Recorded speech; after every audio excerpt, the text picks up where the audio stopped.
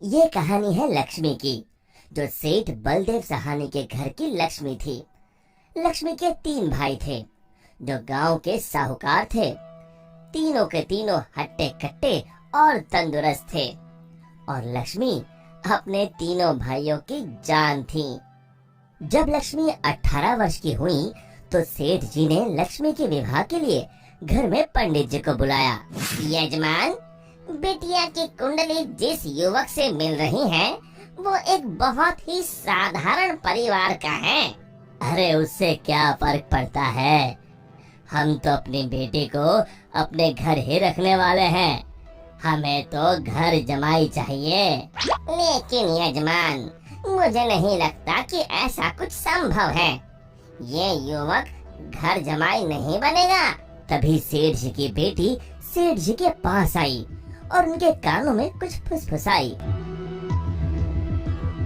उसकी बातें सुनकर सेठ जी के चेहरे पर मुस्कान आ गई। ठीक है पंडित जी, आप शादी की बात आगे बढ़ाइए। और फिर कुछ महीनों में लक्ष्मी की शादी एक बहुत ही साधारण युवक विमल से हुई। शुरू में दोनों की अच्छी बन रही थी, और विमल की माँ सरिता भी बहुत खुश थी। एक दिन सोते वक्त लक्ष्मी ने विमल से बात की। ना इस घर में ढंग का सोफा है, ना गद्देदार पलंग और ना ही टीवी। ए जी, आप मेरे साथ मेरे पापा के घर चलिए ना, वहाँ सब कुछ है। नहीं लक्ष्मी, अब यही तुम्हारा घर है। तुम्हें इसी घर में रहने की आदत डालनी होगी। उस दिन के बाद लक्ष्मी हर छोटी छोटी बातों पे विमल से झगड़ा किया करती। उनके बीच बात इतनी बिगड़ गई कि अब लक्ष्मी कभी बेलन तो कभी बर्तन फेंक फेंक कर विमल को मारती। विमल बेटा, ये क्या है? तुम दोनों ऐसे लड़ क्यों रहे हो? माँ, ये रट लगाए बैठी है कि मैं भी इसके साथ इसके बाप के घर में जाकर रहूं, घर जमाई बनकर। भला मैं ये कैसे कर सकता हूँ? और इसीलिए हमारी रोज अनबन होती है। एक काम कर, तू उसे अच्छे से समझा कि अब यही उसका घर है। अगले दिन फिर से लक्ष्मी विमल को अपने घर चलने के लिए जोर डालने लगी। आप मेरे साथ मेरे घर चलिए। आपको यहाँ गरीबों की तरह जीने की कोई जरूरत नहीं है। मेरे पापा के पास सब कुछ है। मैंने तुम्हें कितनी बार बोला है, मैं घर जमाई नहीं बनना चाहता हूँ। अगर आप खुद से मेरे साथ नहीं चलोगे, तो मैं मेरे भाइयों से बोलकर आपको जबरदस्ती यहाँ से उठवा लूंगी। बहू की ये बात सुनकर सरिता को अपने बेटे की चिंता सताने लगी। इसके तीनों भाई तो इतने शक्तिशाली हैं। मेरे बेटे का क्या हाल होगा? ये मैंने क्या कर दिया? इससे अच्छा तो किसी गरीब की बेटी ब्याह लाती, कम से कम कोई आफत तो नहीं आती। अब सिर्फ बाबा जी ही मेरी मदद कर सकते हैं। सरिता बहुत दूर एक बाबा जी के पास गई और उन्हें अपनी पूरी दुख भरी दास्तान बताई। अब आप ही बताइए बाबा जी, मैं अपने बेटे को बचाने के लिए क्या कर सकती हूँ? ये ताकतवर इंसान ऐसे ही होते हैं, हमेशा निर्बलों को दबाना चाहते हैं। अब सिर्फ गुफा में रहने वाली डायन ही तुम्हारी मदद कर सकती है। सिर्फ वही तुम्हें ताकतवर बना सकती है, जिससे तुम अपने बेटे को बचा सकती हो। बाबा जी, मुझे ये डायन कहाँ मिलेगी? वो उत्तरी दिशा में मिलेगी, लेकिन उससे मिलने से तुम्हारे प्राण भी संकट में आ सकते हैं। अपने बेटे की जान बचाने के लिए मैं कुछ भी कर सकती हूँ। सरिता उत्तरी दिशा में निकल पड़ी और गुफा तक पहुँचते पहुँचते उसे रात हो गई। कोई है यहाँ? क्या आज एक इंसान यहाँ खुद चलकर आया है? वो भी मेरा खाना बनने। मैं आपसे मिलने आई हूँ। मिलने? मुझसे? हाँ।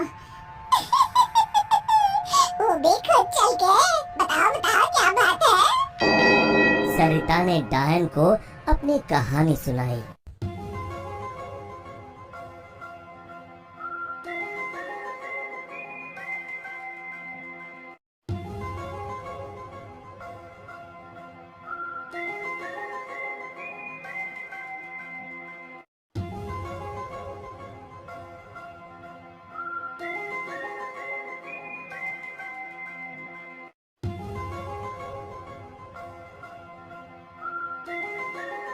उपाय तो है, लेकिन बहुत कठिन है। मैं अपने बेटे को बचाने के लिए कुछ भी कर लूंगी। तुम्हें मेरा श्राप अपने ऊपर लेना होगा, जिससे मेरी सारी शक्तियाँ तुम में आ जाएंगी।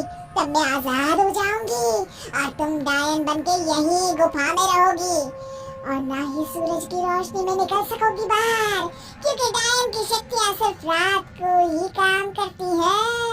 क्या तुम्हें ये मंजूर है? विमल को बचाने के लिए अगर मुझे डायन भी बनना पड़े तो मंजूर है। डायन ने कुछ जादू किया और डायन की सारी शक्तियाँ सरिता में चली गईं और अब डायन आजाद होकर एक औरत बन गई और सरिता डायन बन गई। यहाँ पूरा दिन हो गया था। विमल ने गांव में जाकर माँ को ढूंढा, लेकिन माँ कहीं नहीं मिली। रात को वो घर पहुंचा, तभी लक्ष्मी उस पर बरस गई। ये सब सरिता अपनी शक्तियों से देख रही थी और उसी समय सरिता डायन के रूप में वहां पहुंची। सरिता को डायन के रूप में देखकर उसके पैरों से मानो जमीन खिसक गई। सरिता जोर जोर से हंसने लगी।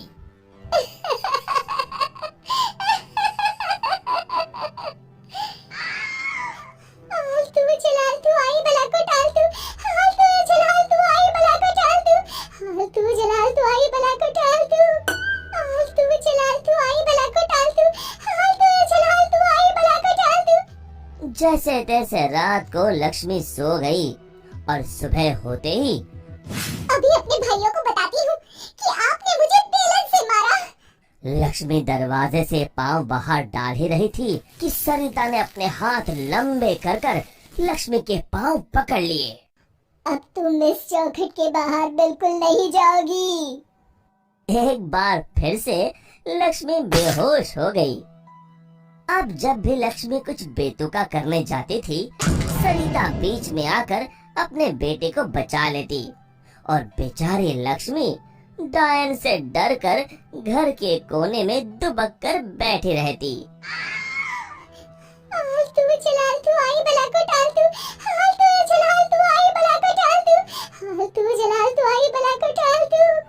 विमल दिन रात अपनी माँ को याद करके रोता। तू कहाँ है माँ? कहाँ चली गई मुझे छोड़ के?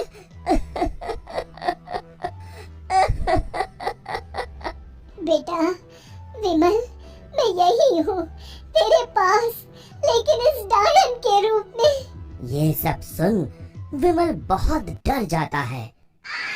डर मत बेटा, बस मुझसे तेरा दुख नहीं देखा जा रहा था, इसलिए मुझे ये सब करना पड़ा। ये सब पीछे खड़ी लक्ष्मी सुन रही थी। तभी सरिता ने उसे अपनी शक्तियों से दीवार पर लटका दिया। जा रही हूँ, मगर एक बात समझ ले, मेरे बेटे को परेशान करने की भी तूने या तेरे घर वालों ने सोची तो मैं यहाँ फिर आ जाऊंगी। जी जी जी माँ जी। तभी तो कहते हैं माँ से बढ़कर दुनिया में कुछ नहीं। माँ एक वरदान है जो अपने बच्चों के लिए कुछ भी कर सकती है। दोस्तों, हमें उम्मीद है कि आपको हमारी ये कहानी पसंद आई होगी। कृपया हमारे चैनल को सब्सक्राइब करें और सभी अपडेट्स के लिए बेल आइकन जरूर दबाएं। और हाँ, वीडियो लाइक और शेयर करना मत भूलिएगा। Bye bye.